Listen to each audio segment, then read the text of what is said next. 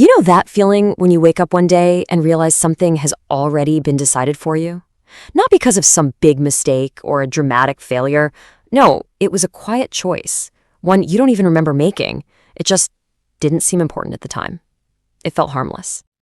You probably told yourself it was temporary, just a phase, right? A kind of holding pattern you could break out of at any moment, once you were more settled or more serious. That's the fundamental illusion of being young.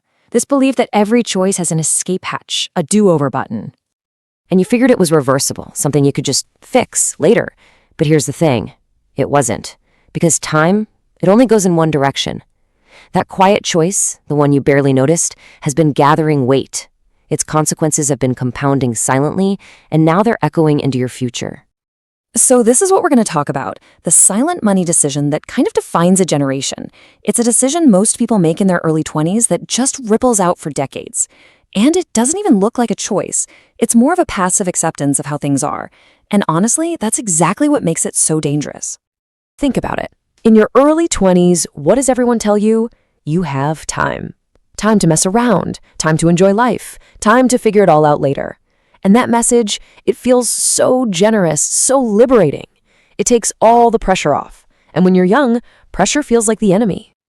So, you accept the deal. You don't read the fine print. You put off being serious. You postpone getting any kind of structure. You just push all that responsibility onto some future version of yourself. And the crazy part? Nothing bad happens. Not right away. That's the trap.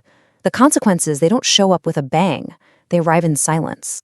In your early adulthood, money mistakes don't really seem to hurt. They just wait. They compound quietly while you're busy living your life. You keep telling yourself, I'll fix it later, when I earn more, when things settle down, when I'm ready. But here's the key. Readiness isn't what decides outcomes. Timing does. Okay, so here's the uncomfortable truth. The most expensive money mistake you can make isn't losing money. It's delaying the moment you align your behavior with time. Because time is the one thing that never, ever stops. It just keeps moving, whether you're participating on purpose or not. You see, most people don't actively sabotage themselves with their money. They just drift.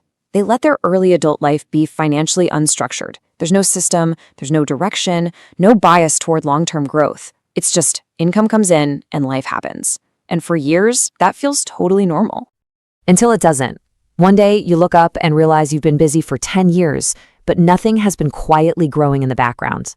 That's the kind of loss that never shows up on a bank statement because there's nothing there to look at. It's just absence. And that realization, it hits differently after you turn 30.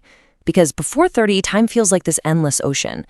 After 30, time feels directional. It has a vector. And you start doing the math in your head, even when you don't want to. How many years ahead? How many years behind? All of a sudden, that old idea of I'll start later just feels heavier. This is where regret starts to creep in. See, time doesn't just grow what you invest, it also amplifies everything you ignore.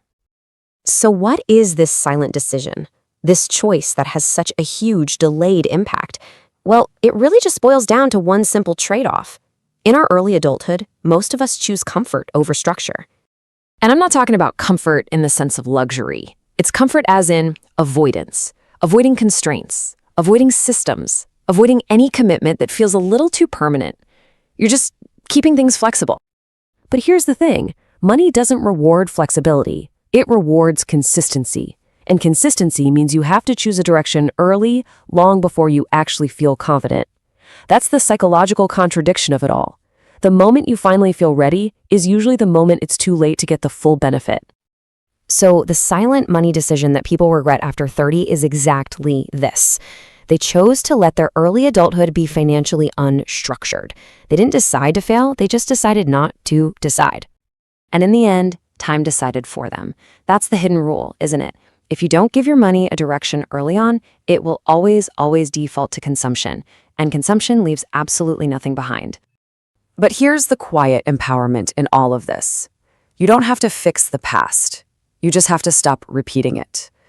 Regret actually becomes useful the second it makes you more aware, because awareness is what collapses denial.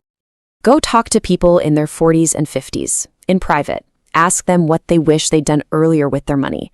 They're not going to say, I wish I'd picked better stocks. No, they'll say, I just wish I had started. They'll say, I wish I had taken it seriously back when it didn't feel urgent. And I wish I had really understood how fast time speeds up. Those statements have so much weight because they're so calm. There's no drama. It's just recognition. So the action you need to take isn't something dramatic. It's structural. All you have to do is choose one boring, sustainable financial direction, and then commit to it without waiting until you feel confident. Let time do the heavy lifting it was always meant to do. Not later, now. That decision that felt so non-urgent when you were young becomes the one that defines everything later, because the absence of structure is still a structure, and time always enforces the rules that you ignore. If this explainer has sharpened your awareness about the choices you're making, or the ones you're not making, today, then you should subscribe. It's time to replace all that drifting with some actual direction.